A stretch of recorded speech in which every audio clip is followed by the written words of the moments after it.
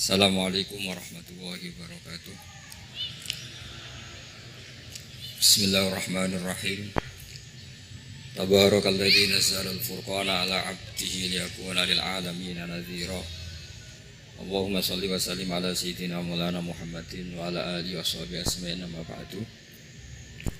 Yang sangat kula hormati teman Bapak kawula Kiai Haji Masbuhin Faqih, yang terhormat Kiai Haji Roba Maksum, yang terhormat Kiai Haji DRS Abdus Salam MM selaku Rektor Inkafa, semua teman-teman dosen hadirin sedanten ingkang kula hormati, mahasiswa-mahasiswi yang sangat saya hormati.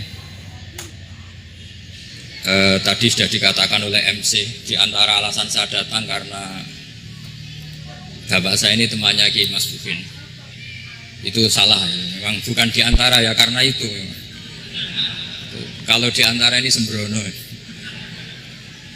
Karena kalau saya datang karena kalian itu dosa besar ya.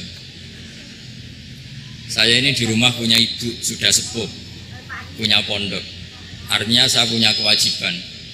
Secara fikih kewajiban itu hanya bisa digugurkan oleh wajibun a'dhamu minhu, oleh kewajiban yang lebih apa?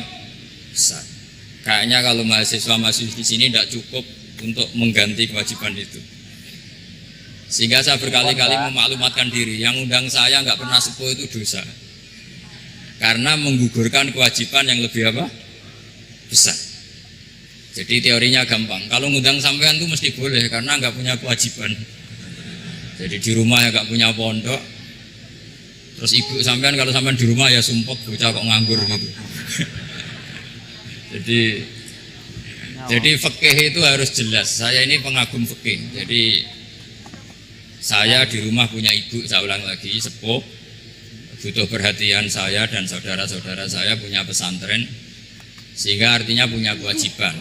Ini sekaligus maklumat bagi yang ingin undang supaya ngukur dosa ndak yang undang Gus Wahab itu. Bukan kebaikan atau ndak, tapi dosa apa enggak gitu. Artinya yang bisa gugurkan kewajiban secara fikih itu hanya kewajiban yang lebih apa? Besar. Kayaknya tidak akan terjadi kecuali temannya bapak saya atau pernah guru-gurunya guru saya. Misalnya Lirboyo, nanti Saban ngundang saya dua. Begini ya, ini kan abahnya Kiai Masbuhin juga namanya Faqih, gurunya juga Kiai Abdul Faqih. Saya berharap anak-anak Inkafa ini nekuni utamanya itu fikih. Fikih itu penting sekali. Kata Sayyid Ali yang Shahibu Simtud Durar itu, wabihi qiwamus syariah, yang bisa mengawal syariat itu hanya fikih. Fikih itu ya kalau yang paling gampang untuk kita misalnya punya Fathul Qorib, Fathul Mu'in, Fathul Wahab. Tapi yang faham betul, mesti faham itu ngelotok setengah hafal. Jangan bawa kitabnya tok, sementing sekian semester terus selesai. Itu sama-sama dosa, itu dosennya ya dosa, mahasiswanya juga dosa. Karena sudah terlanjur sarjana agama, ternyata nggak bisa, itu kan mendingan tidak sarjana agama. Itu saya tak cerita sama Kiai Roba, itu ada fatwa Kiai juga wali. Suatu saat ada penyanyi dangdut top terkenal di Indonesia itu nyanyi dangdut.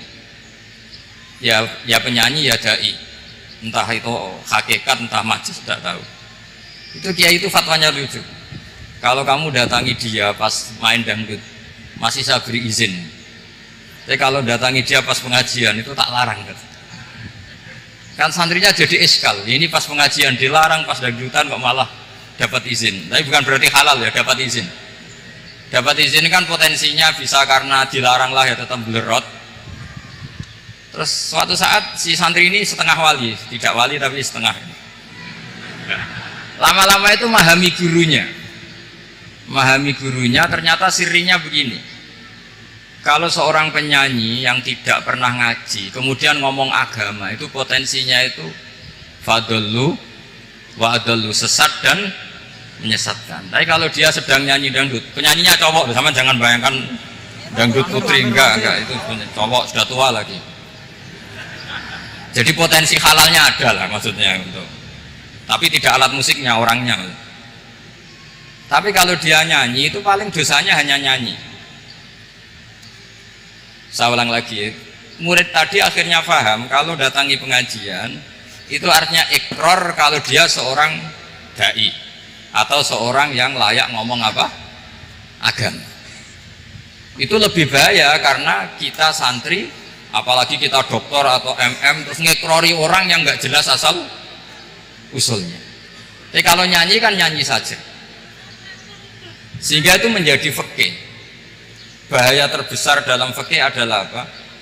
Mengkaji fikih tidak dari ahlinya. Ya saya ulang lagi ya, mengkaji fikih tidak dari apa? Ahlinya. Nah kenapa demikian? Begini, saya beri contoh. Ilmu fikih itu tentu pertama dari Rasulullah SAW, kemudian bersanad sampai kita atau kita sampai Rasulullah.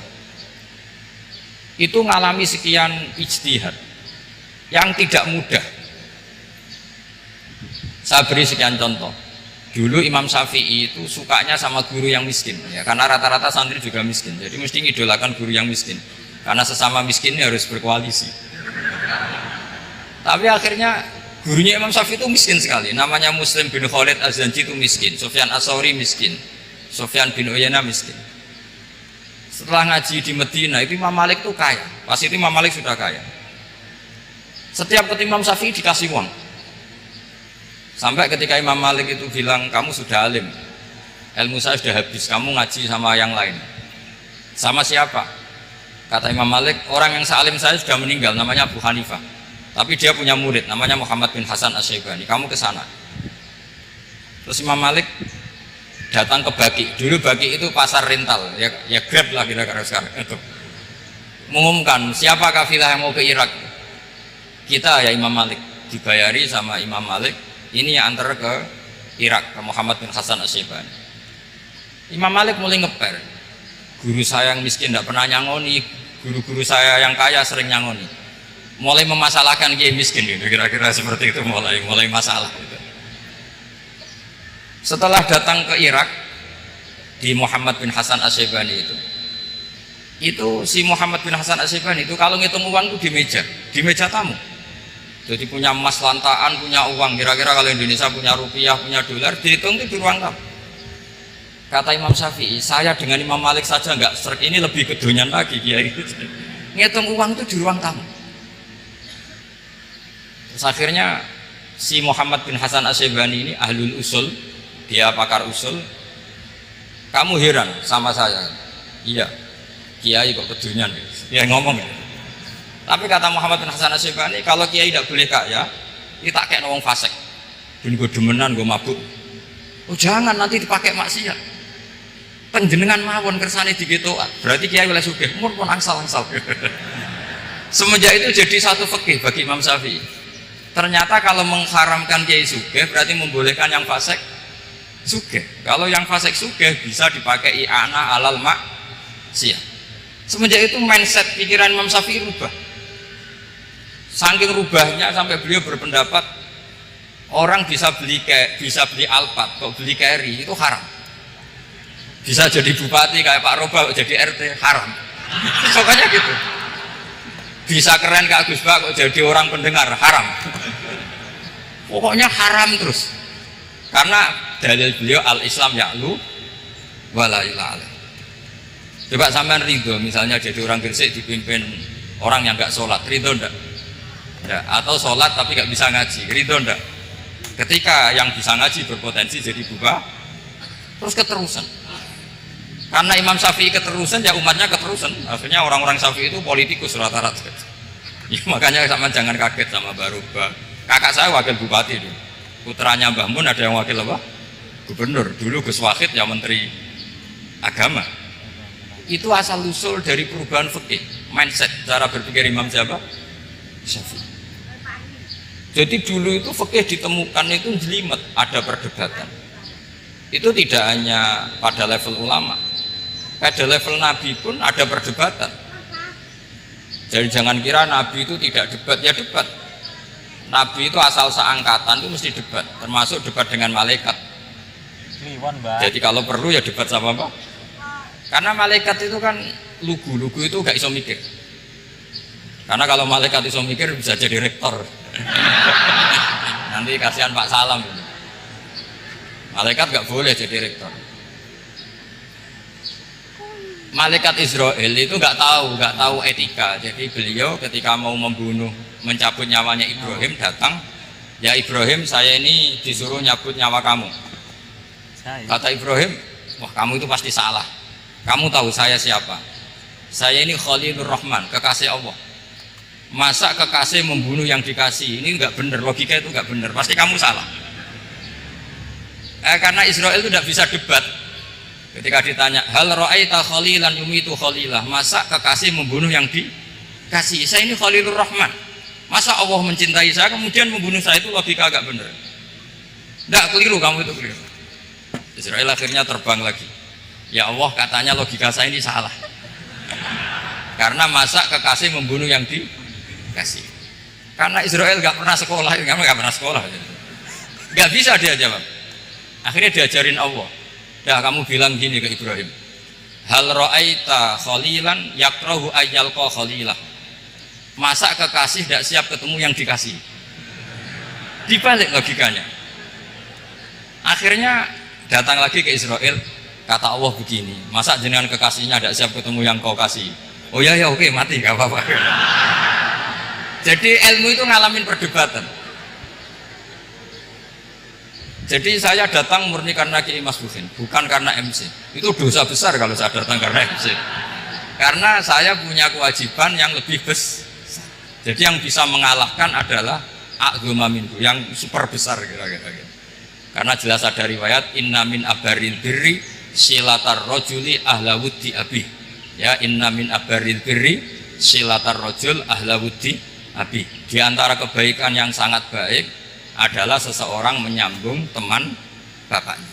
Padahal sampean kan nggak mungkin teman bapak saya. Teman saya aja nggak mungkin, nggak level apalagi bapak saya kan. Jadi malah mukhal itu. Jadi ilmu itu harus mengalami satu gesekan, karena logika itu bisa dibalik. Nah karena ilmu itu mengalami satu gesekan, satu logika yang bisa kayak iya kayak enggak. Sehingga jargon di dunia ijtihad itu begini, ra'yuna shawabun yahtamilul khata' wa ra'yuka khata'un yahtamilus shawab. Pendapat saya benar tapi mungkin salah, tapi pendapat kamu taruhannya salah dulu tapi ya mungkin benar. Jadi mustahid, kalau ketemu mustahid itu lucu ngomongnya itu, ra'yuna shawabun yahtamilul khata', pendapat saya tarifnya benar dulu tapi ya mungkin salah. Kalau pendapat kamu salah tapi ya mungkin benar atau mungkin bisa salah, ya tidak tahu, pokoknya mungkin benar. Nah kenapa demikian? Begini, di luar masalah tauhid, seorang lagi di luar masalah tauhid itu tentu ada masalah-masalah yang sifatnya ijtihadiyah. Ya saya ulang lagi, yang sifatnya apa? Ijtihadiyah. Dan ijtihadiyah ini nggak pernah selesai karena muqtadul hal, konteks kesejarahan maupun konteks kesempatan itu tidak sama. Dulu kiai-kiai itu ngaramkan dasi, ngaramkan celana, karena yang celananan yang dasinan itu penjajah. Jika mantas sabah biqaumin fahuwa minhu. Tapi lama-lama kiai-kiai itu ya pakai dasi, pakai celana. Ya karena dianggap sudah tidak mantas sabah biqaumin fahuwa minhu. Ini ngalami pergeseran. Semua ijtihad itu ngalami pergeseran. Lalu pertanyaannya begini, lalu ijtihad apa Gus yang permanen? Yang permanen ya ijtihad dengan alatul ijtihad, dengan alat-alat apa? Ijtihad. Saya beri contoh misalnya begini. Nabi Musa itu yang ngalami ijtihad. Kata beliau karena kangen Allah, itu ingin melihat Allah karena kangen. Rabbi arini anzur ilai. Qala lan tarani walakin anzur ilal jabal. Ya sudah, namanya orang kangen ya ingin melihat, ya sudah gitu aja. Sehingga ahli ilmu kalam itu berdebat. Kalau kata ahli sunnah, karena Nabi Musa minta ingin melihat Allah, berarti melihat Allah itu jaiz, mungkin. Karena Nabi gak boleh bodoh meminta sesuatu yang hal. Maka antipatinya ahli sunnah terhadap pendapat Mu'tazilah itu antipati. Karena menurut pendapat Mu'tazilah Allah itu qadim, Allah itu laisa kamitslihi syai'un, sehingga gak bisa dilihat. Pertanyaannya adalah berarti Nabi Musa meminta sesuatu yang muhal. Itu bodoh sekali sampai gak tahu mana muhal, mana apa? Jaiz. Makanya kata Imam Ghazali, masa Nabi Musa yang Nabi gak tahu kalau melihat Allah itu muhal, sampai minta berarti nganggap itu jaiz atau boleh. Itu cara pandang orang-orang ahli sunnah apa? Wal jamaah. Tapi tetap saja sebagian ulama itu ya balelo, yang kayak Mu'tazilah itu ya balelo, cara berpikir pokoknya itu karena kangen, bukan karena mungkin atau tidak mungkin. Jadi nggak mungkinnya tetap tidak mungkin. Terus mereka dalil la tudrikul absar wa huwa yudrikul absar. Nah, sudut pandang ini akan terus. Ada seorang wali ditanya, kalau kamu di surga ingin melihat Allah apa enggak? Jawabnya enggak. Kenapa? Kasihan Allah. Terus kenapa? Unazzihu dzalikal jamala an nadhari misli. Saya tidak ridho Allah yang hebat, yang keren, kemudian sing delok terima aku wong resik. Koyo gak ngregani pangeran. Sebenarnya sing delok Allah ben golongane Nabi Muhammad, Nabi Ibrahim, kowe ora usah ngilangi keren maksudnya itu. Jadi ada ulama itu jadi wali kalau sholat itu karena di soft belakang, tapi jangan ditiru. Itu kan nggak lazim ya, lazimnya kan afdhalus sufuf as-saful awal. Ketika ditanya kenapa kamu kalau sholat di belakang, cek GR koyok wani suman pangeran gue ngarep, itu sungkan jadi gue gurih. Kalau sampean kan karena malas bukan karena sungkan. Jadi itu artinya rasa ya. Makanya nggak bisa, nggak ada ijtihad itu tidak mungkin karena perasaannya orang itu beda-beda. Itu Sayyid Abdul Al-Haddad itu kalau ngendikan masyhur, man da'a li dzalimin bil baqa faqad ahabba ayyusawwa fi ardi. Orang yang mendoakan orang fasik masih hidup, gak mati-mati, itu berarti suka kalau Allah dimaksiati di buminya. Wong fasik kelakuannya rak maksiat, nah mbok dongakno mari, itu berarti kamu ingin Allah didurakani terus menerus karena si fasik masih hidup. Tapi kalau Abdul Hasan As-Sadili cara ngendikan gini, kalimatnya persis. Man ahabba alla yusawwahu fi ardi faqad ahabba alla tadhharu maghfiratuh. Orang yang ingin dunia ini steril gak ada maksiat, maka sama saja berkeinginan tidak melihat luasnya maghfirahnya Allah. Sama-sama wali besar, tapi cara pandang hubungannya dengan Allah seperti itu. Jadi mau tidak mau, istihad itu mau tidak mau. Makanya tidak usah dipertentangkan misalnya cara berpakaian, cara apa, sementing sesuai aturan Islam ya sudah. Karena ini urusan rasa. Urusan apa? Rasa. Itu Syekh Hasan Basri itu sering jagungan sama Robiah Hadawiyah. Itu secara fikih salah. Tapi pas itu ulama fikih ditanya, kenapa Anda tidak komentar terhadap dua wali besar yang sering ketemu? Andai kan semua santri seperti itu akan saya halalkan kata. Karena nggak mungkin punya nafsu. Sehingga fikih dulu memang masih asli. Kamu lihat di takrib misalnya, lelaki melihat perempuan itu nggak boleh kecuali sekian alasan. Termasuk boleh itu ditaklim karena mengajar atau lil muamalah. Ini yang mulai masalah. Ada warung kopi, penjaganya cantik, santri-santri ngopi. Ini lil muamalah. Itu kan kasus itu. Mau disalahkan pada takbirnya, mau dibenarkan ini jelas fasik kan, jelas fasik. Maksudnya sudah fasik sebelum itu ditambah itu, jadi fasiknya permanen. Nah pertanyaannya adalah, kalau kamu ngajar mbak-mbak, kemudian hafal yang cantik yang enggak, itu taklim di nazar apa nazar di taklim? Itu taklim apa modus? Makanya kalau ngopi cari bakul yang cantik, itu muamalah untuk nazar apa nazar untuk muamalah? Loh kalau saya ngopi dengan kiroba pasti halal.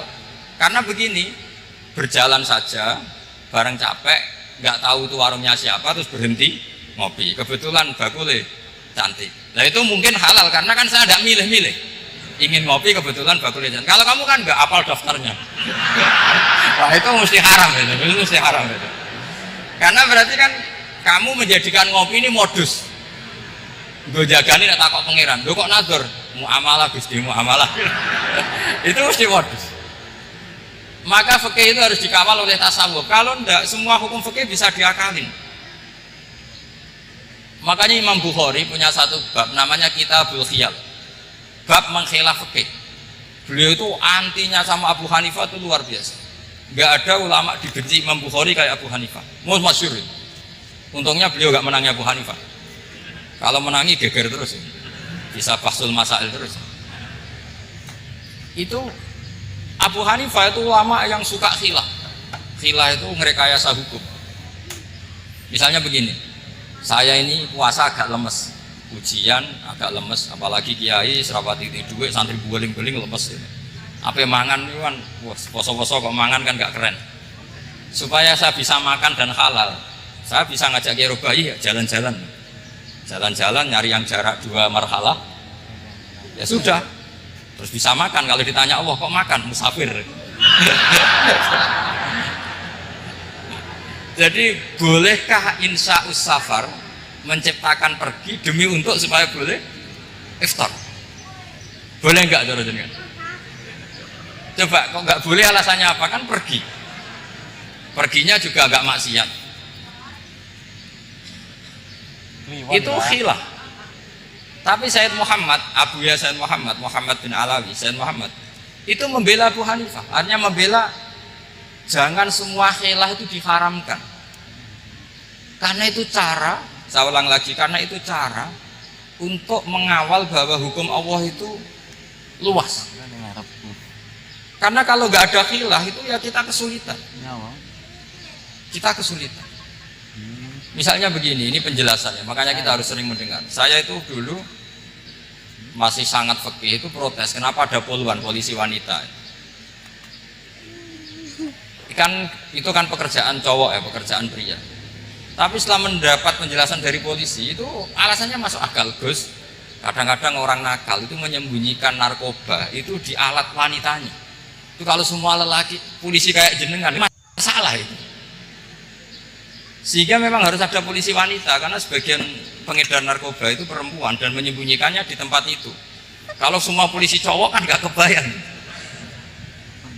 Sehingga kita akhirnya mendengar membolehkan polisi itu wanita. Ada wilayah yang harus wanita. Begitu juga ada pertanyaan, kenapa sih dokter kandungan itu cowok? Saya punya banyak santri yang muhibin saya itu dokter kandungan. Tak tanya, kamu itu kok cowok kok jadi dokter kandungan? Kan pekerjaannya seperti itu. Dia jawabnya lucu. Dari 10 yang tes jadi dokter kandungan, itu yang cewek itu lulus 2, yang cowok lulus semua. Karena ketika cewek dites melihat ketuban pecah darah itu langsung pingsan. Sehingga yang secara psikologi dablek itu kan memang lelaki. Jadi serah wongnya sewakit santai. Kadang nggak lahir-lahir dinteni nang joko rokokan santai. Itu kalau cewek yang jadi dokter kandungan itu nunggu jam 11, jam 4 sudah pingsan. Nah ini cerita, bukan berarti saya menghalalkan, enggak. Kita harus mendengar, saya ulang lagi, kita harus apa? Dan itu setelah mendengar itu nanti jadi disiplin ilmu, yaitu namanya fikih. Saya berkali-kali cerita di mana-mana cerita, fikih itu harus dievaluasi. Karena ini masalah furu'iyah. Saya berkali-kali cerita di mana-mana cerita. Hukum berteman orang fasik gimana? Pasti orang jawab haram karena takut ketularan orang fasik. Tapi kalau dibalik, hukumnya bina orang fasik gimana? Ya baik, umatnya Nabi. Bisa bina kalau berteman. Kamu bisa bina orang fasik tanpa berteman? Gak bisa. Jadi kalau dibalik, hukum berteman orang fasik gimana? Haram. Hukumnya bina orang fasik? Baik. Bisa bina kalau berteman. Berarti berteman orang fasik? Ya terus nanti pada level lapangan sih gampang. Kalau yang soleh membina yang fasik dan yang fasik ketularan yang soleh, maka ternyata baik. Kalau yang soleh ketularan fasik ya berarti ternyata buruk. Tapi kan hukum masa nunggu kenyataan, kan jadi ya hukum. Di mana-mana hukum itu kan ada asumsi, karena ini masalah ijtihad. Nah itu yang dilakukan para ulama kita. Jadi sampean harus mengkaji fikih secara detail karena tidak hanya kita yang khilaf. Nabi-nabi juga khilaf dalam menentukan dakwah ilallah. Wali-wali kita kayak Abdul Hasan Asyadili sama Sayyid Abdul Al-Haddad itu juga khilaf. Imam Ghazali ya khilaf. Imam Suyuti itu kalau ketemu Al-Qastolani itu saling nggak nanya, saking nggak cocoknya, masyhur itu. Jadi ulama ya ora cocok. Bedanya nak saiki perkara partai. Gitu. Kalau orang dulu enggak, karena pakai asumsi, karena memang susah.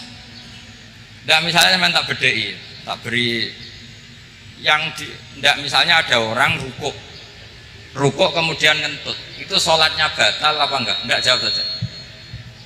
Enggak, orang sholat kemudian pas rukuk kentut atau kelihatan auratnya, sholatnya batal apa enggak? Batal. Lah itu kelirunya sampean, itu salah dosennya mesti itu.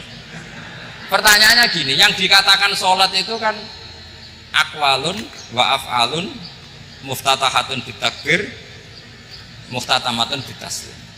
Lalu ketika sampai ruku apa sudah namanya sholat? Jika kamu katakan batal, namanya sholat aja belum kok sudah kamu katakan batal.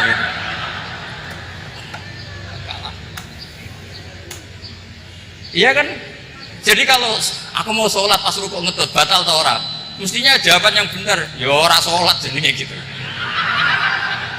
Karena kalau dikatakan sholat, definisinya harus sampai salam. Tapi kan kita nggak mungkin ngomong seperti itu, kan dianggap majnun. Padahal itu yang benar, yang punya kecerdasan. Nah makanya pertanyaannya, fikih itu ngikuti bahasa awam apa bahasa istilah? Kalau ngikuti bahasa awam ya kayak tadi, sholat kok pas rukuk gentut maka batal. Sebenarnya yang batal itu sholatnya apa rukuknya? Nah makanya terjadi perdebatan. Kalau yang pakar-pakar usuli itu salah istilah itu nggak mau. Saya ulang lagi, kalau pakar-pakar usuli itu salah istilah itu nggak mau. Terus misalnya tak beri contoh lagi.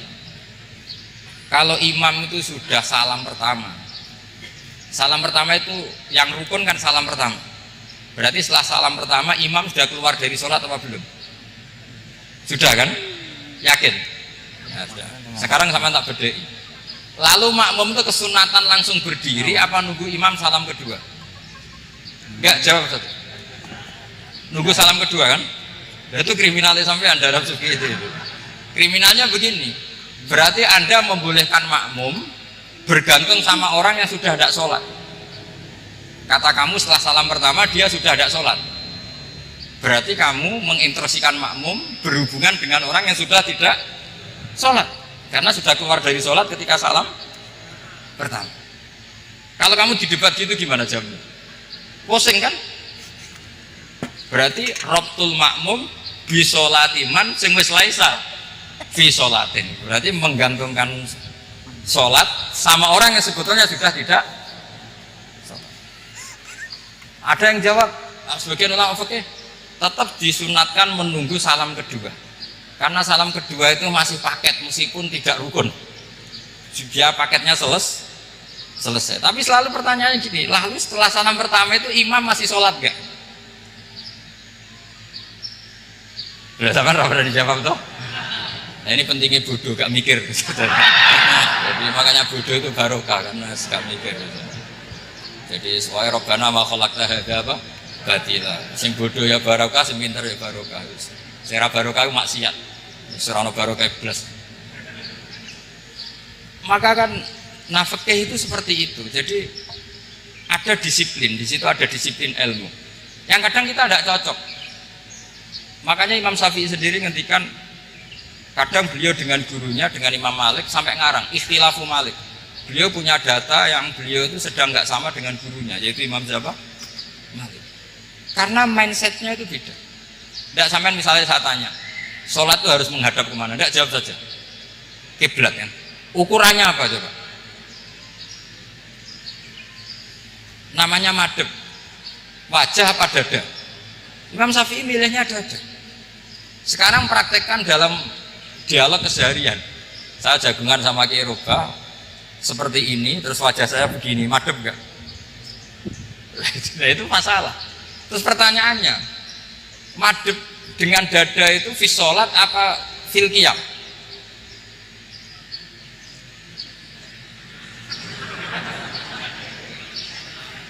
Loh enggak, kalau di sholat pas sujud dada kamu madep mana coba? Kamu tidak pernah mikir kan? Ya madep pakai dada itu kan kalau berdiri, kalau rukuk sama sujud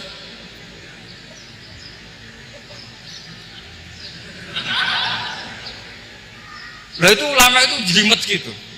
Makanya jarang yang menekuni profesi ulama itu. Karena menekuni proposal banyak, karena memang susah.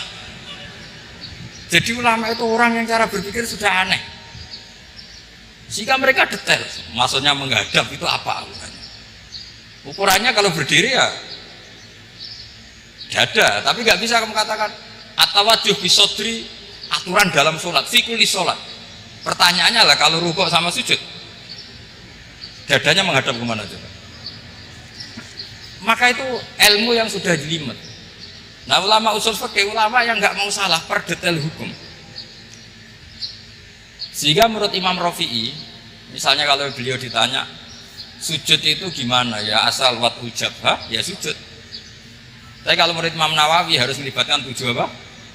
Anggota, yaitu al-jabhah, wal yaden, warubaten, wal qadamen. Oke, Imam Nawawi kita ikuti. Tentu keseharian kita pakai Imam Nawawi, yaitu berdasar hadis umirtu an asjuda ala sab'ati a'dzumin al-jabhah, wal yaden, warubaten, wal qadamen. Berarti berapa? 7. Tapi pernah saya cek di kitab karangannya Imam Syafi'i, ketika beliau ngendikan saya suka kalau orang sujud itu melibatkan 7 anggota berdasar hadis ini. Tapi kata beliau wayah tamilu, dan bisa saja sujud yang watul jabhah itu sudah cukup. Kata Imam Syafi'i, limadha, karena Nabi ketika sujud itu hanya ngendikan begini, sajadalaka wajhi wa sam'i wa basori. Gak ada di hadis wayadi, warubati, wakodami.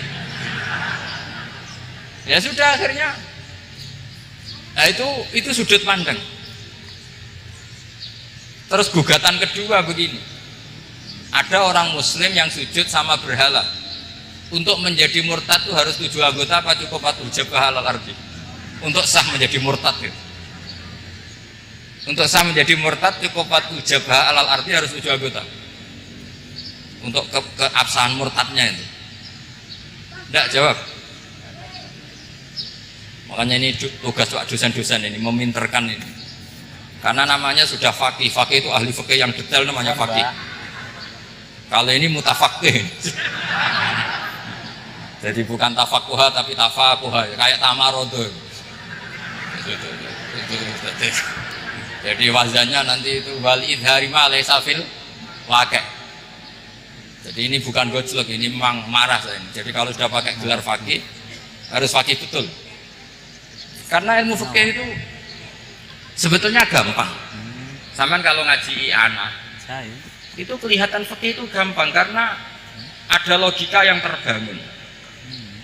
Misalnya begini, orang kalau tawaf itu disuruh agak jauh dari Ka'bah. Jangan sampai nginjak sadarwan. Karena sadarwan itu pondasi itu ikut Ka'bah. Kenapa begitu? Ya jenenge ra muteri Ka'bah, itu Ka'bah. Jadi sebenarnya sederhana logikanya. Sing jenenge muter itu di luar itu kita muter.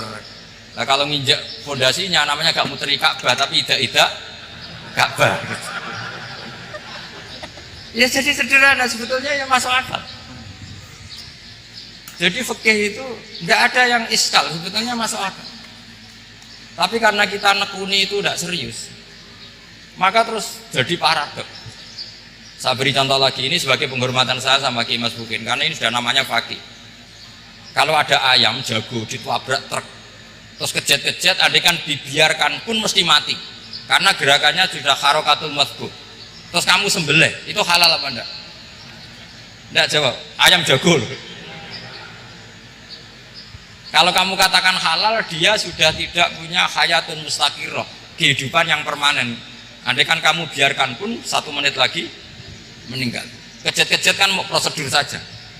Maksudnya pantasnya mati yo kejet-kejet sih, tapi sebetulnya sudah pasti mati. Maka ini ada 2 ulama. Kalau kata Imam Malik tetap namanya halal, karena ruhnya masih di situ. Sehingga ketika kita nyembelih, ya nyembelih hewan yang hidup. Yang namanya nyembelih itu pokoknya mematikan yang punya roh.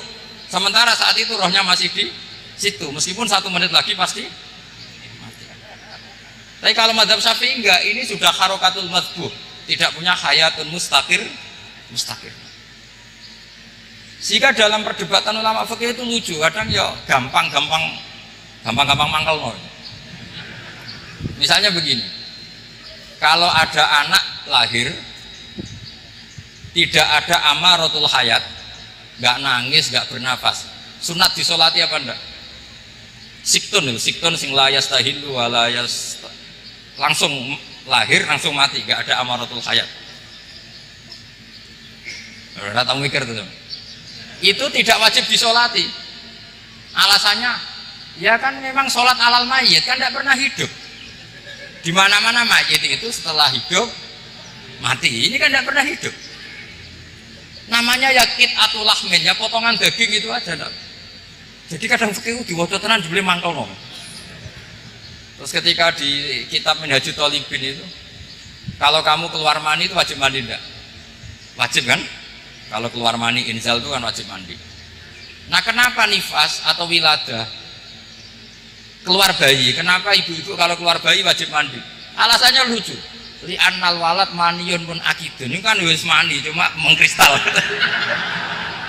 Jadi kadang pakai mangkel apa ya sembrono itu masuk wajib mandi wiladah itu karena apa? Li annal walad maniyun mun akidun, ini kok mani sing wis mengkristal, mani sing wis jelalatan lah, lahir nuangis macam-macam.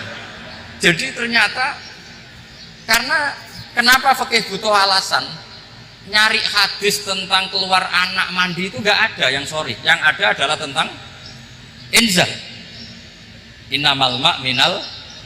Akhirnya dicari-cari, ternyata walad itu maniyun munakid. Nah ini problem fikih. Sampean harus siap dengan pelajaran seperti ini, meskipun sampean mungkin wong priayi, tapi ini ilmu. Ya, saya ulang lagi, ini ilmu. Sehingga ulama itu mau tidak mau harus mau mendengar. Karena logika yang terbangun itu nunggu kalau mendengar. Kayak tadi, malaikat Israel baru sadar, masa kekasih bunuh yang dikasih, masuk akal. Iso mikir juga Israel.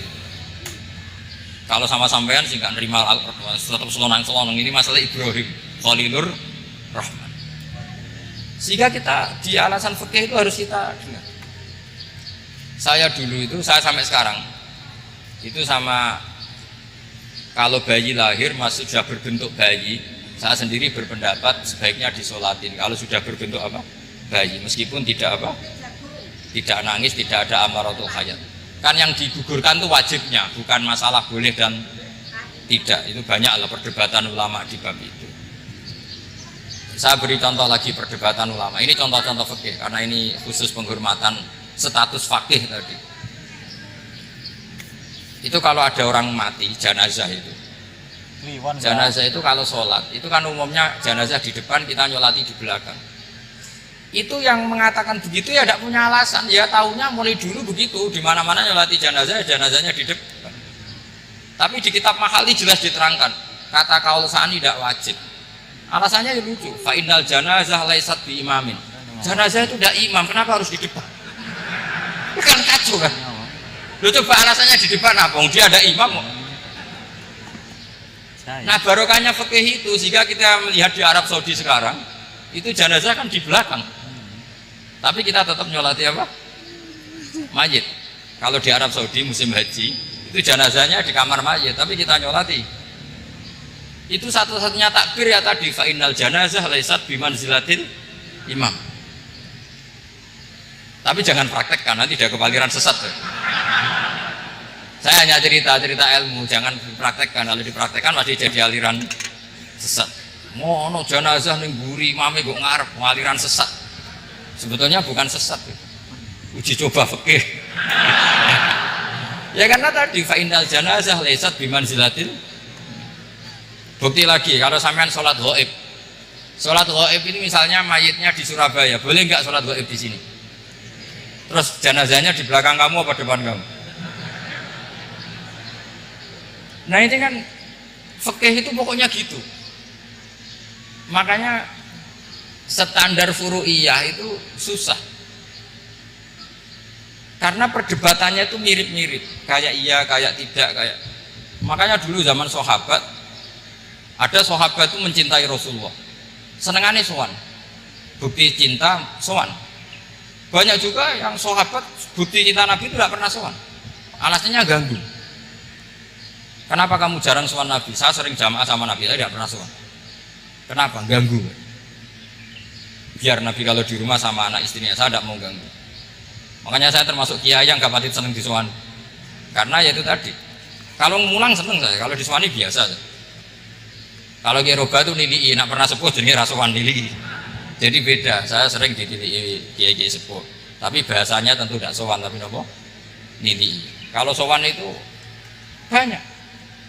Ketika Rasulullah wafat, itu separuh sahabat hampir mayoritas, ya Rasulullah, kita semua ingin kita dulu yang meninggal karena engkau begitu penting. Maka jangan meninggal dulu, kita yang meninggal. Kalau kita yang meninggal itu gak apa-apa, tapi kalau engkau penting, jangan meninggal. Tapi ada saja sahabat, lah tidak seperti itu. Saya suka Rasulullah meninggal dulu. Alasannya masuk akal. Biar Allah menyaksikan saya kama usaddikuhu hayyan usaddikuhu maitan. Allah biar menyaksikan saya iman kepada Nabi ketika masih hidup. Dan saya buktikan setelah mati pun, setelah meninggal pun, setelah wafat pun iman. Jadi ternyata baisnya itu supaya orang tahu bahwa iman kita kepada Nabi itu iman yang super. Jika ketika beliau sugeng ya kita iman, setelah wafat juga kita iman. Kayak usaddikuhu maitan kama usaddikuhu hayyan. Supaya saya mentasdikkan beliau setelah meninggal sebagaimana kita mentasdikkan beliau saat masih hidup. Dan ternyata Allah ridho dengan perkataan sahabat itu. Kenapa Allah ridho? Karena menjadi pelajaran bagi orang-orang yang ditakdir gak menangi Rasulullah SAW. Tetap mereka iman. Jangan kayak setan. Setan itu kurang ajar betul kalau iblis itu. Masyhur itu. Iblis itu nangis-nangis dengan Nabi Musa. Iblis itu takutnya sama Allah itu luar biasa. Sampean kalah. Iblis itu setiap ketemu malaikat karena dia ngerti alam gaib, mesti apa itu? Kama sali syaitani isqala lil insani kufur falamma kafara qala inni bari'um minka inni akhafu wa rabbal alamin. Jadi setan iblis itu paling sering bilang inni akhafu wa rabbal alamin karena iblis itu tahu surga, tahu neraka, tahu kekuasaannya Allah. Jadi takutnya sama Allah luar biasa. Makanya setiap dia mengajarkan kekafiran, setelah orang itu kafir gimana? Inni bari'um minka inni akhafu wa rabbal alamin. Saking takutnya sama Allah, suatu saat iblis ini datangi Nabi Musa karena tahu Nabi Musa itu kalimullah, orang yang bisa komunikasi langsung dengan Allah. Ya Musa, ya kalimullah, saya ini makhluk, saya takutnya sama Allah luar biasa. Tolong rayukan Allah supaya nerima tobat saya. Karena dirayu terus lama-lama Nabi Musa bilang, oke, tak rayukan Allah sama Allah. Karena Musa kekasihnya, ya Allah, iblis punya ingin tobat, tolong dikasih hak tobat. Kata Allah, oke, dia bisa tobat asal mau sujud di makamnya Nabi Adam, karena kesalahannya dia gak mau sujud sama Nabi Adam. Semenang Nabi Musa karena ada cara untuk iblis menjadi tobat. Dikasih tahu sama Nabi Musa, alhamdulillah kamu diterima tobatnya. Syaratnya apa? Sujud ke kuburannya Nabi Adam. Wah, iblis ya tau aslinya terus. Asjuduhu maitan waqad la asjuduhu hayyan. Zaman urip ora gelem, pomene wis mati. Oh, dasar setan itu. Zaman urip aku ora gelem wis mati kok kon sujud. Umat maksudnya terus ya sudah terus sampai sekarang akhirnya. Kalau sekarang sudah tidak mungkin lagi karena nggak ada Nabi Musa. Jadi ijtihadnya sahabat melihat wafatnya Rasulullah itu beda-beda dan ternyata semuanya diridhoni Allah.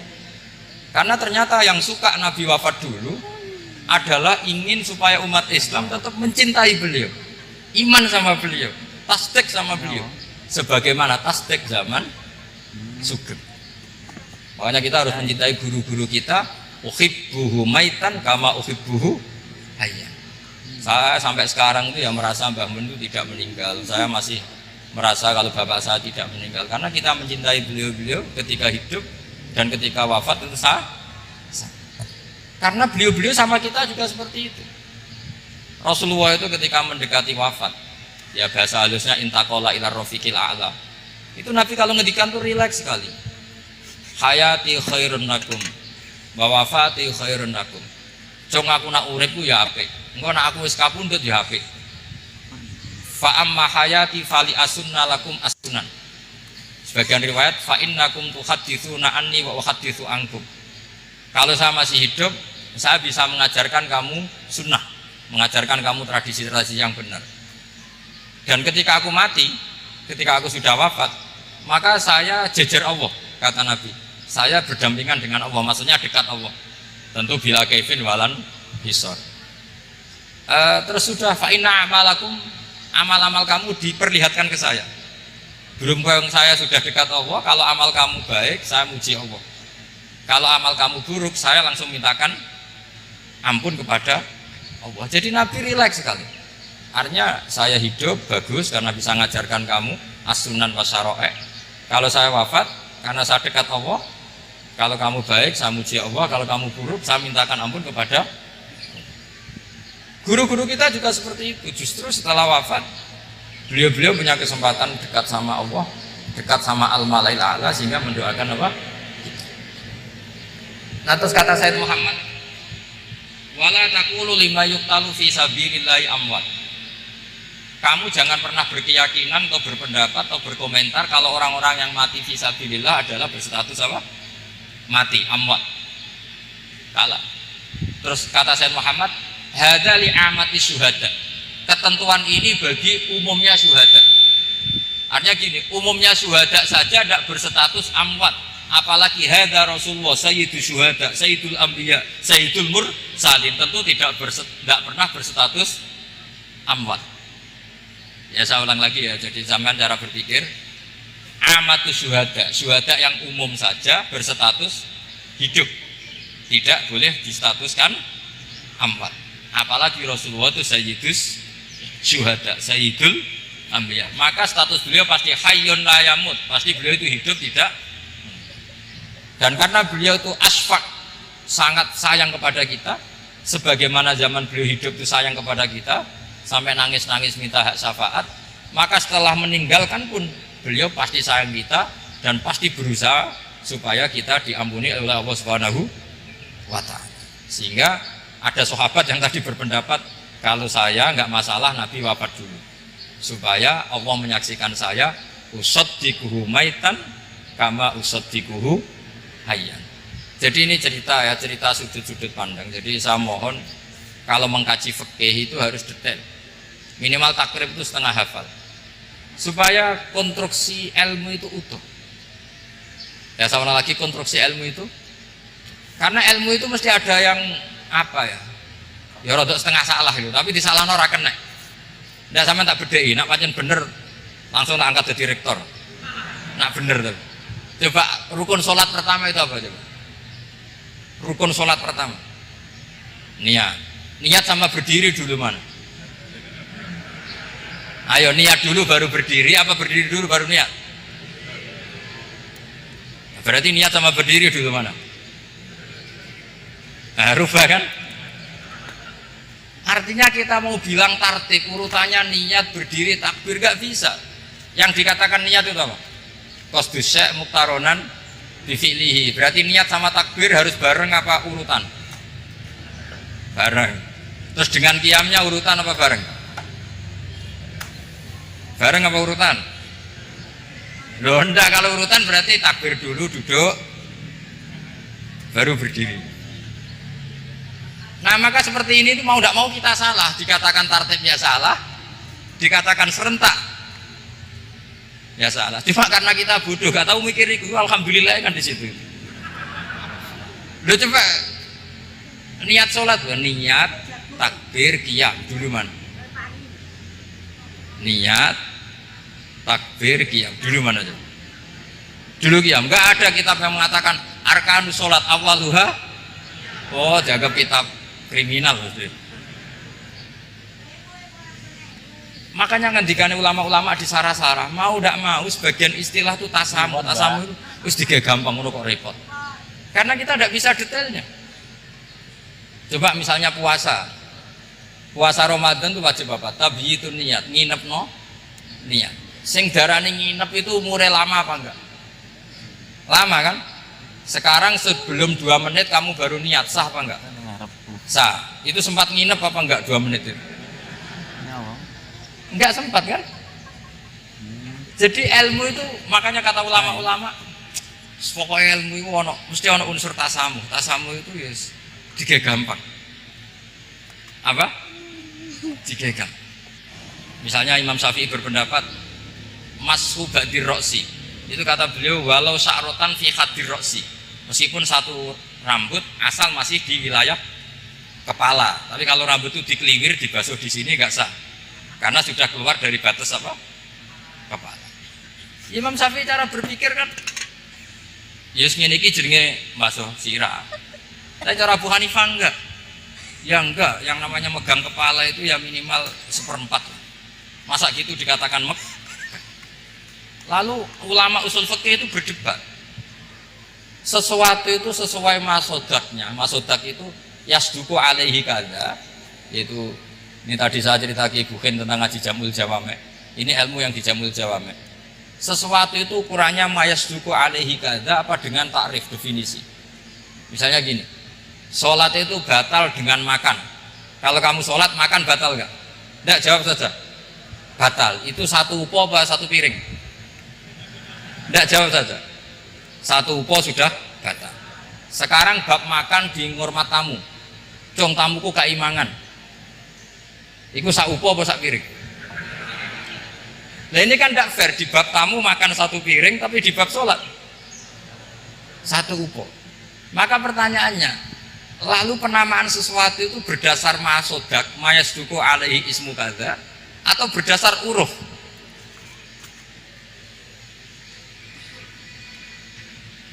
Ukurannya apa coba? Maka terus jadi perdebatan. Nah ini di sini ini pentingnya ulama karena nah sekarang saya bedai kan.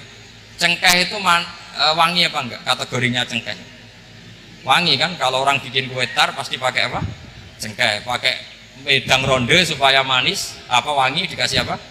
Cengkeh. Nah itu saya berkali-kali cerita, pernah mau dipikirkan orang Islam itu nggak boleh rokok karena dianggap pakai apa? Mewangi karena ada apa? Cengkeh.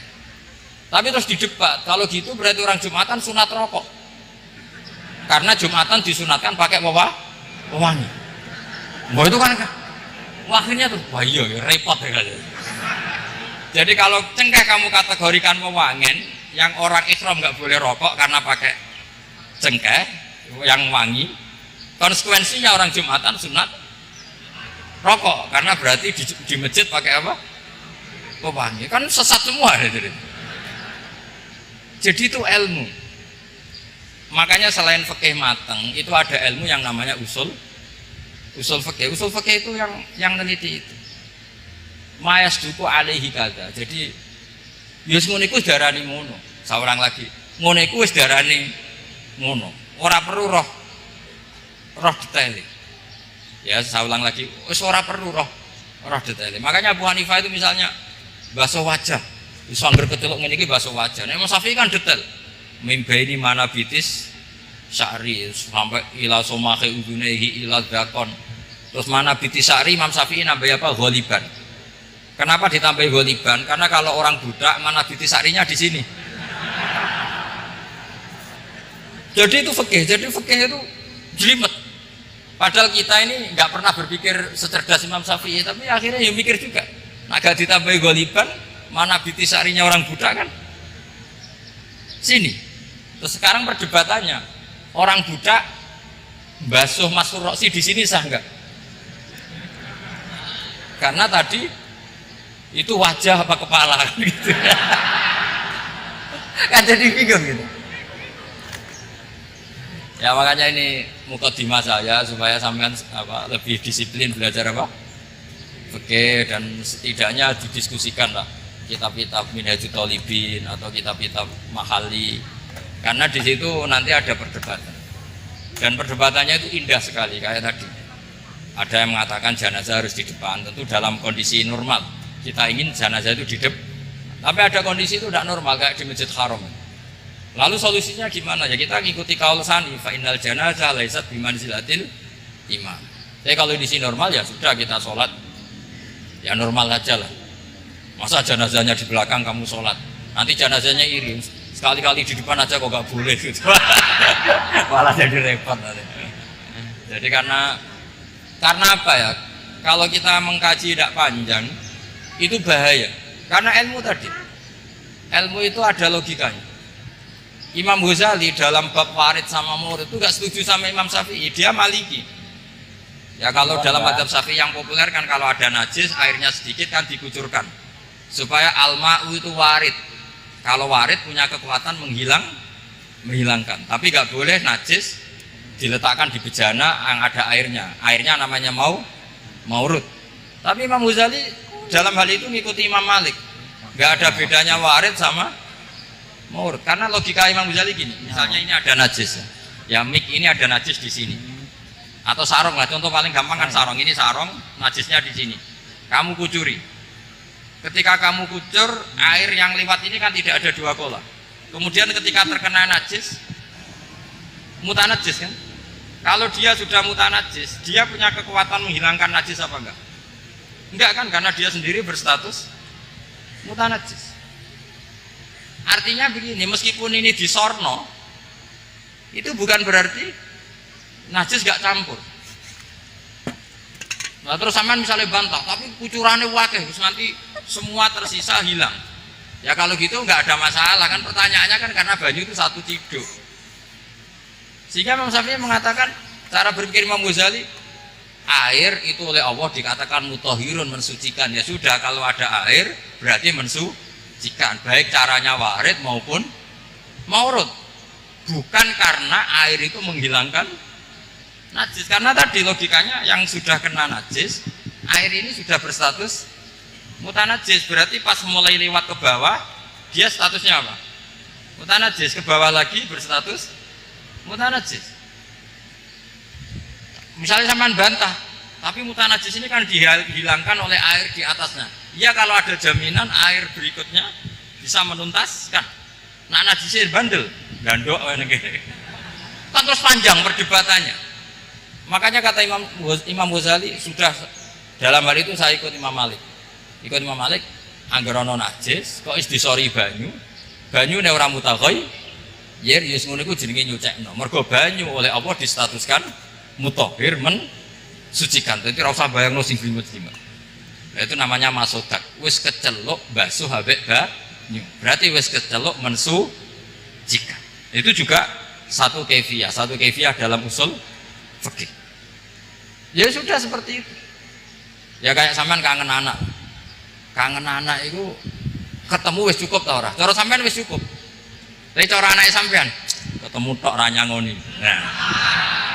Lalu ukurannya itu ukuran anak apa ukuran orang tua? Ukuran anak apa ukuran orang tua? Definisi ketemu lalu. Ukuran orang tua apa ukuran anak? Sama khilafnya ulama, ini terakhir, contoh terakhir dari saya. Fasya musalasati ayyamin fil haji wa sab'atin idza raja'tum. Ada pelanggaran haji yang bayarnya itu puasa 3 hari di musim haji dan 7 hari ketika pulang. Imam Syafi'i berpendapat 7 hari yang idza raja'tum ketika pulang itu orang itu setelah di rumah. Di mana-mana pulang itu setelah di rumah. Tapi menurut Abu Hanifah enggak. Asal sudah balik kanan dari Mekah, dia di perjalanan puasa sudah sah. Karena bagi penduduk Mekah, kalau kamu sudah balik kanan namanya pulang. Seperti ini saya nanti, setelah acara saya pulang. Pasti Kiai Roba kalau ditanya, Gus Bak kemana? Sudah pulang. Tapi tanyakan istri saya.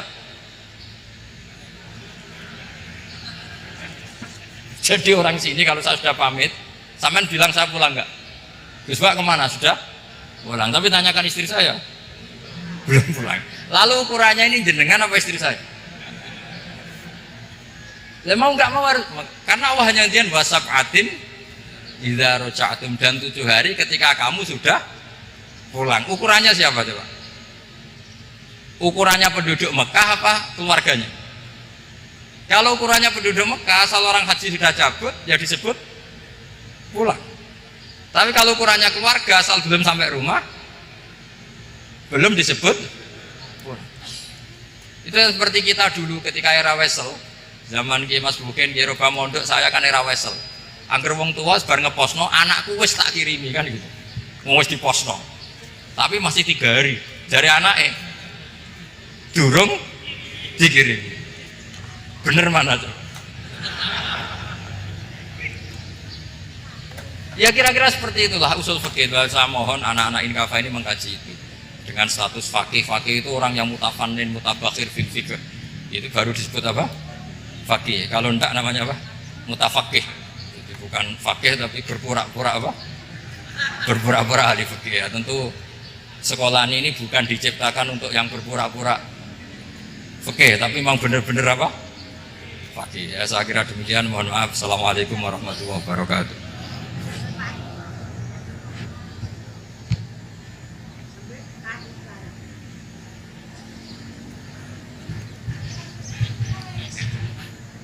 Ngapunten dumateng para kiai, para gus, para hadirin, hadirat peserta kuliah umum, wabil khusus dumateng narasumber. Sebagaimana kuliah umum ini tidak ada tema, juga tidak ada moderator. Alasannya keranten satu, narasumbernya kiai, mosok kiai diatur, suladab. Niki alasan yang nomor 2 sebenarnya. Yang nomor 1 niku sanjange niki 153 dosen Inkafa niki sami ajri dados moderator. Keranten narasumber nggo julukan dari nyuwun izin dateng Kiai Ahmad Bahaudin menawi wonten pertanyaan dari hadirin maupun hadirat dari mahasiswa mahasiswi diberi kesempatan niki nggih. Saderengipun ditutup kalian doa. Nyuwun izin rumiyin keranten narasumber kiai. Nggih, alhamdulillah dipun paringi izin. Monggo. Yang mau bertanya ada 2 mic. Pertanyaan boleh disampaikan dengan catatan pertanyaannya harus berbobot. Kalau tidak berbobot mungkin cukup MC yang menjawab. Lah masa Gus Bahak jauh-jauh dari Lasem ke sini, beliau ini kan terkenal di YouTube, di medsos sebagai kiai muda yang alim. Pertanyaannya harus berbobot, jangan memalukan Inkafa. Harus benar-benar fakih, bukan mutafakih.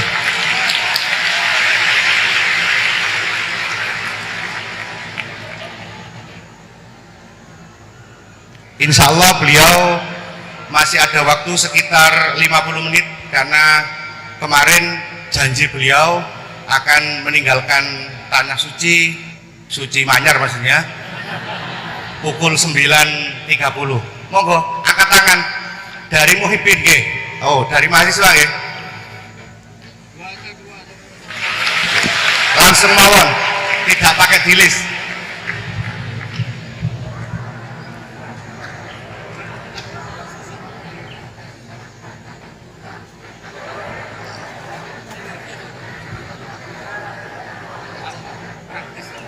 Berdiri saja, berdiri.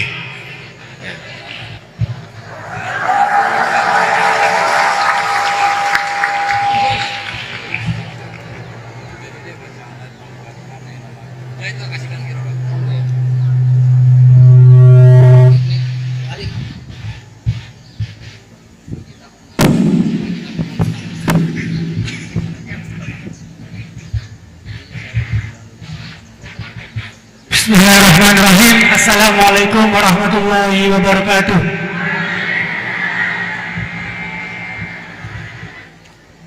Langsung saja, ngapunten Gus. Di sini ada beberapa pertanyaan yang agak masih grundel di hati gitu. Saya belum dapat belum dapat jawaban. Yang pertama mengenai dari tadi penjelasan dari Gusti Allah menciptakan hamba di dunia ini, ada yang taat dan ada yang suka bermaksiat gitu. Mengenai takdir Allah Subhanahu wa Ta'ala, Allah menciptakan hamba-hambanya dengan variasi yang berbeda. Kemudian manusia dibekali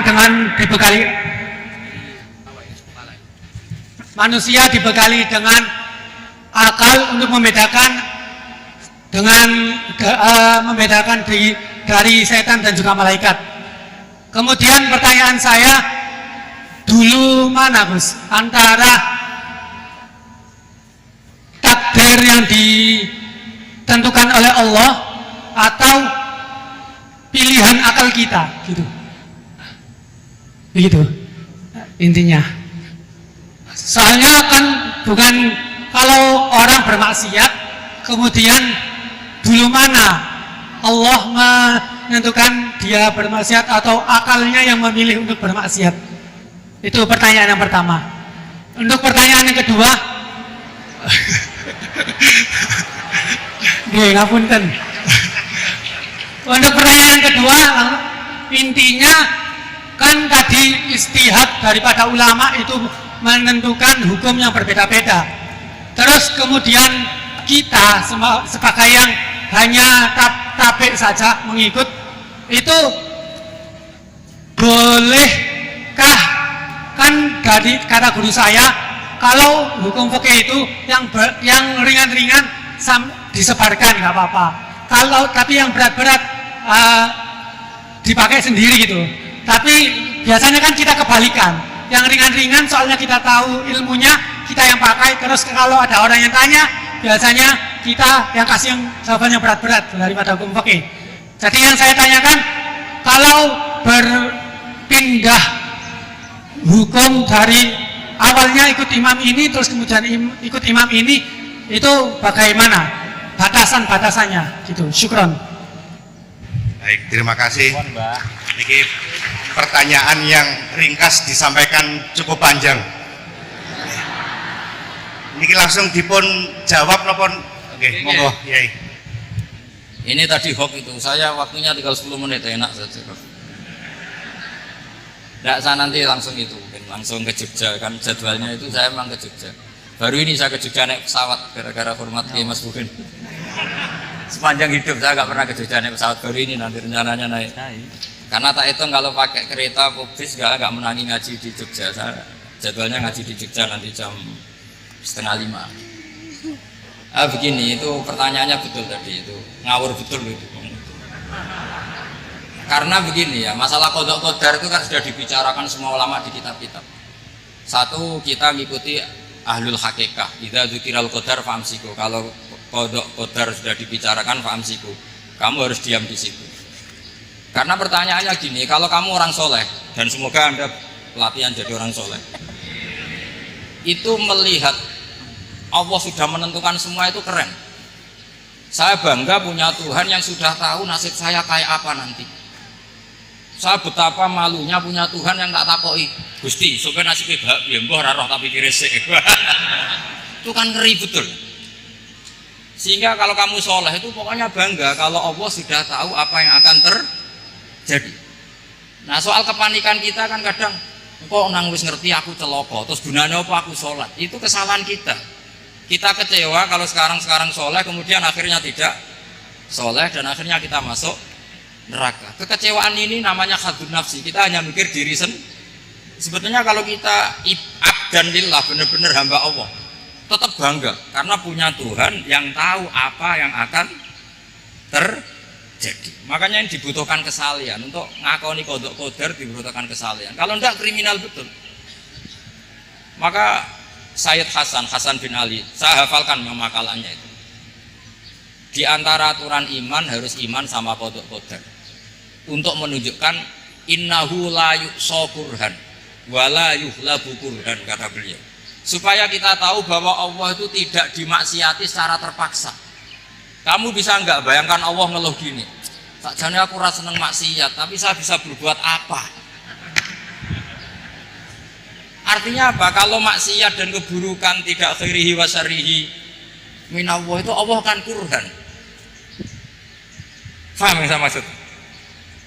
Artinya apa? Kita harus berkeyakinan khairihi wa syarrihi minallah. Tapi kita butuh syariat. Lalu setiap orang nakal berkelit kersane Allah juga masalah. Maka diteruskan makalah beliau, Waman hammala dzambahu rabbahu faqad fajar. Dan siapa yang menimpakan dosanya atas nama Tuhannya, maka faqad fajar, dia lacut betul. Sing zina kuwe ya Allah kan gak melok zina, sing maling kuwe ora melok maling. Sing beto bak-bak kuwe ora tau beto.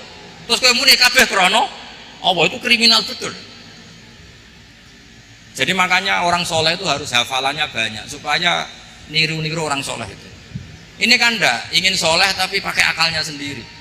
Itu bahaya dalam agama, karena agama itu harus ada riwayat. Makanya beliau menyebut 2 kali. Siapa yang tidak meyakini khairihi wa syarrihi minallah, maka dia faqad kafar. Karena seakan-akan di dunia ini waqa'a fi mulkihi ma la yuriduhu.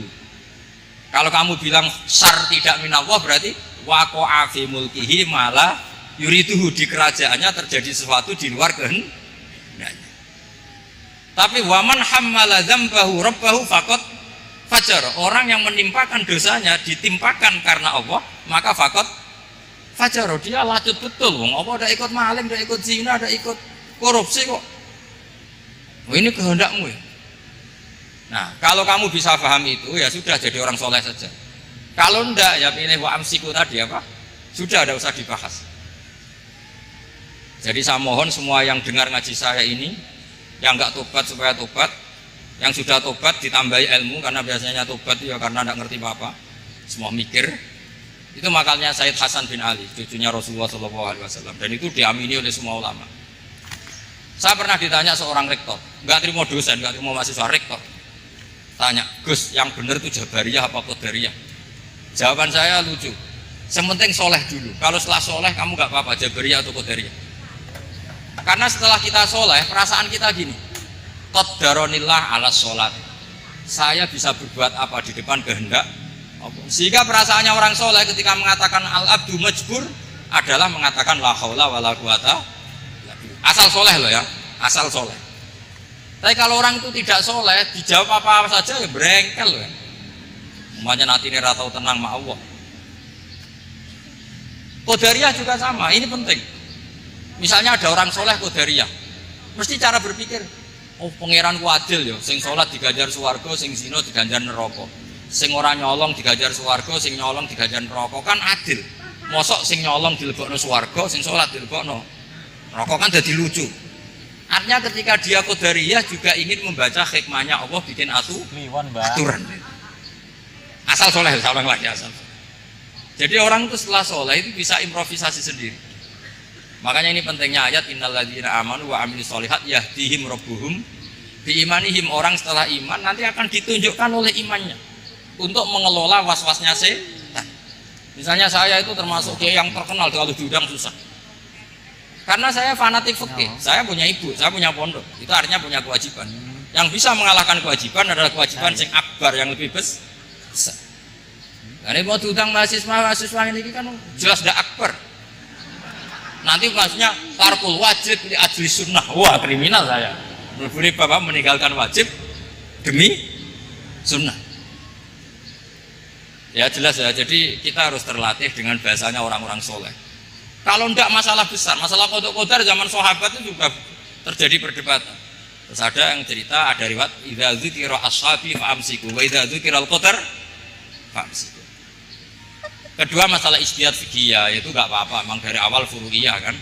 Dari awal furu'iyah. Kalau nuruti ijtihad gini, kalau ada mahasiswa tanya sebaiknya dijawab apa enggak?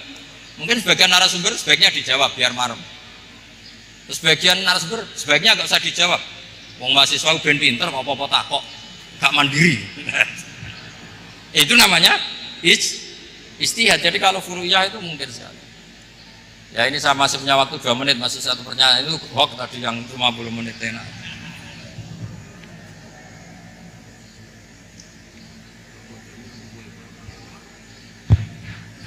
Menawi masih ada, monggo.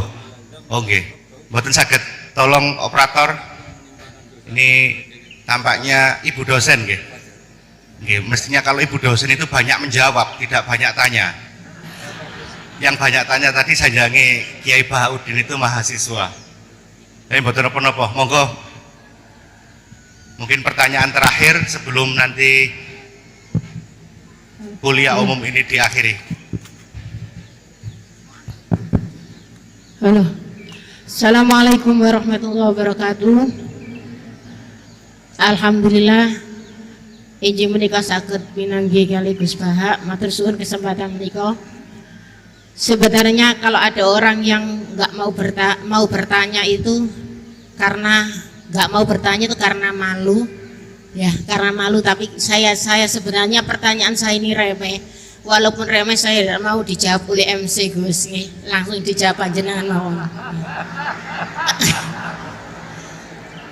Mekaten Gus, di antara yang disampaikan dalam perkuliahan tadi disampaikan bahwasanya jangan pernah menolak khilaf, karena khilaf adalah salah satu cara untuk mengawal hukum Allah. Begitu nggih. Untuk saya yang mutafaqih ya, bukan faqih, saya mutafaqihah. Untuk mendalami ilmu fikih itu kayaknya walaupun waktu saya ndak expired ya, sudah tua saya ini Gus G, sudah berumur dan minim sekali pengetahuan saya tentang fikih. Sementara ini yang saya tahu dari bekal mondok saya, dari keluar mondok saya yang saya dapat, kaku-kaku nih ilmu fikih itu masih fleksibel.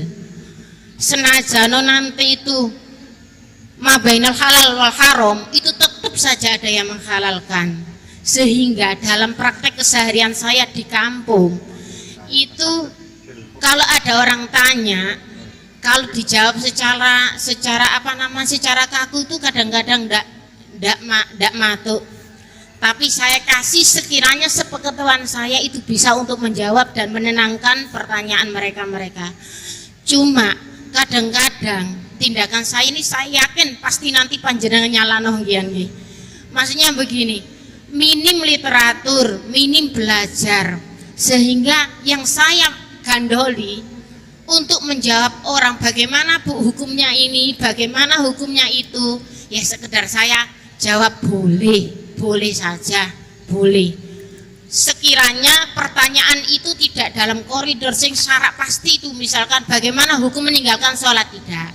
Semisal hukum-hukum yang kadang-kadang kita itu fikih itu kalau di pondok itu kayaknya kok dinamis ya. Pertanyaannya guru ke murid bertanya, guru menjawab. Tapi kalau kampung tuh kok ruwet ya Gus ya. Maksudnya kok banyak ya kayak memang logis, tapi kita itu dulu kenapa tidak berpikir logis? Sering kadang-kadang pertanyaan itu remeh. Bagaimana kalau saya tidak bisa sholat? Kalau saya tidak doa kunut, ya enggak apa-apa lah Bu. Yang penting sebisanya. Kalau saya enggak bisa apa-apa, akhirnya apakah saya hanya berdoa dengan alif gitu aja? Satu huruf itu apa saja? Saya menjawabnya ya sulit Gus. Akhirnya saya jawab, boleh daripada gak sholat Gus ngoten. Nah, pokoknya kalau kita bicara masalah fikih itu luas, karena fikih itu suatu disiplin ilmu yang sudah melalui proses ijtihad. Kita itu menerimanya secara instan. Di hari ini orang yang mau beristihad silakan beristihad, tapi saya tidak mampu untuk itu Gus. Jadi saya berbahan apa yang saya dapat dari pondok, yang kemudian itu akan mengalami banyak hal yang ruwet. Walaupun kampung saya itu kampung yang primitif, justru orang-orang kampung awam itu pertanyaannya yang sering mengecoh kita. Tapi kalau kita hidup di kampung yang orang-orangnya itu pertanyaannya pinter, Ibu yang terhormat begitu ya, yeah. Ya. MC-nya iya, konkretnya ya, maaf MC agak itu Gus ya, MC karena saya tidak mau dijawab oleh MC.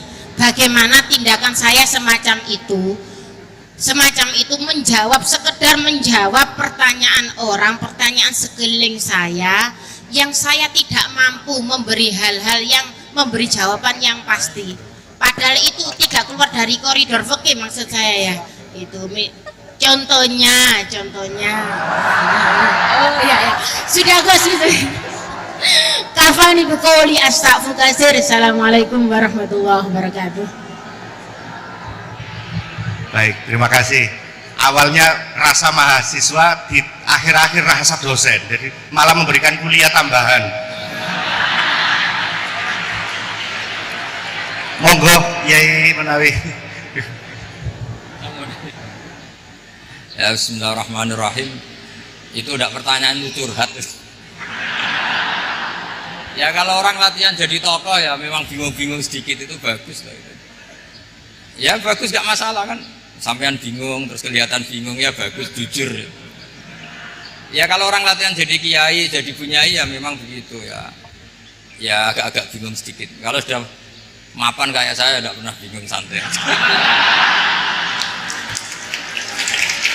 Karena tadi sudah yakin semuanya sudah ditulis di Lauh Mahfuz. Yang jelas begini, pertanyaan itu ada dua. Zaman Nabi pun ngendikan ada dua. Ada soalul mustafhim, orang tanya ingin paham. Ada soalul muta'annid, tanya ingin mempersulit. Nah biasanya masyarakat juga dua tadi, ada tanya ingin tahu, ada tanya yang muta'annid. Muta'annid itu memojokkan kiai. Ya, saya pikir ini sudah dosen pasti tahu. Gelagatnya orang ini muta'annid apa mustafhim, memang benar-benar tanya apa mempersulit. Misalnya kita ketemu orang fasik ya ada dua, ada yang lugu apa ada yang enggak. Kalau yang lugu tanya caranya tobat, yang memang ingin tobat. Kalau yang enggak ya memang hanya muta'annid. Sehingga kata masyiatullah itu juga pernah dipakai orang kafir. Wa qala alladziina asyraku law sya'allahu ma asyrakna. Kata orang-orang musyrik, kalau kita digedaki Allah juga tidak melakukan musyrik. Tapi mereka ingin menjebak Nabi bahwa kamu yang kampanye tentang masyiah, berarti kita musyrik pun karena masyiah. Orang kampung juga gitu. Saya masih ingat guru saya Kiai Haji Maimun Zubair pernah ditanya tentang orang aid yang karena free sex, karena seks bebas. Bukan karena ketularan atau karena orang lain. Memang dia sendiri yang nakal. Yang tanya dokter, tentu yang tanya dokter.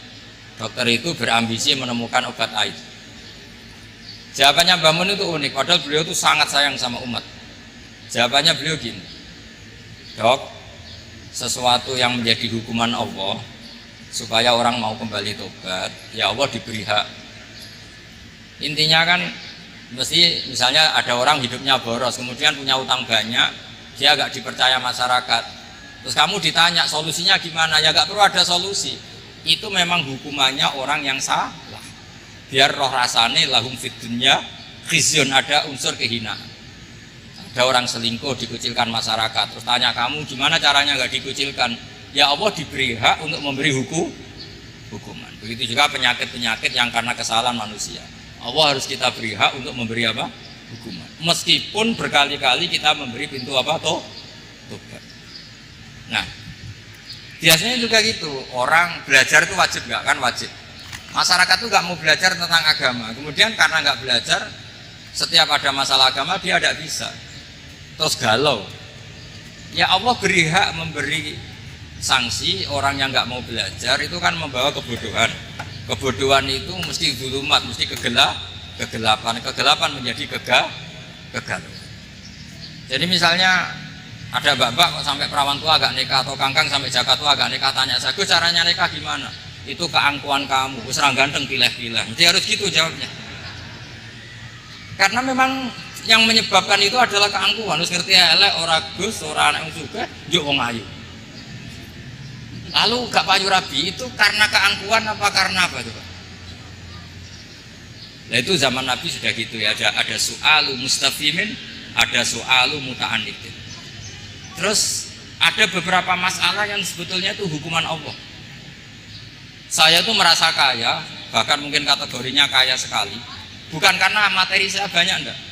Saya ini pengagum hadis atau riwayat lah, kalau kamu nggak percaya itu hadis, karena mutorib. Wa'mal li akhiratika ka'annaka tamutu apa? Dan beramallah untuk akhiratmu seakan-akan kamu mati besok. Saya ini kan harus keteluk kiai gede, di orang saya umur saya itu banyak sekali. Wong urip nganti sesuk di 200.000 ini mewah menurut saya. Sampean kan enggak, seorang kiai goblok, bayang urip nganti 10 tahun ke depan. Duit 2 juta ya kurang, 10 juta ya kurang. Padahal konsep kita ini kata Rasulullah atau kata ulama lah yang jelasin. Ngamallah untuk akhiratmu seakan-akan mati besok. Maka hidup saya itu tenang sekali. Cara di masalah, misalnya saya suatu saat sampean bully. Paling pikiranku dibully masyarakat, sesuk is mati, sesuk is bar. Sesok kok ijek urip, bayangno sesok meneh, sehingga aku nganggep punya masalah hanya sehari. Kamu kan nggak bayangkan hidup itu panjang, sehingga yang merasa miskin terus, sehingga kadang merasa istrinya kok ini terus padahal masih panjang. Jadi kalau kamu pakai konsep ulama tadi, wa'mal li akhiratika ka'annaka tamutu ghadan, beramalah untuk akhiratmu seakan-akan kamu itu mati besok. Sehingga yang saya asik ya kalau sholat itu saya asik, ngajar asik, karena ini untuk bekal mati. Kalau uang betul, tanyakan istri saya punya uang 200.000 itu anggap banyak sekali. Uang urip nganti sesuk kok duit 200.000 itu mewah betul. Terus kemudian ada orang galau, uang 10 juta ke orang 20. Kegalauan ini adalah dia salah persepsi, anggap urip itu panjang. Ini wayul hihimul amal, orang yang dibuai oleh angen-angen. Nah, ini mlebu alhaakumut takatsur hatta zurtumul maqabir. Ya bu dosen yang rasa mahasiswa ya, atau mahasiswa yang rasa dosen tadi kata MC. Ini enggak gitu, keliru MC. Dosen yang rasa bunyai. Jadi lebih keren. Dosen yang apa? Rasa bunyai. Ya saya kira demikian. Assalamualaikum warahmatullahi wabarakatuh.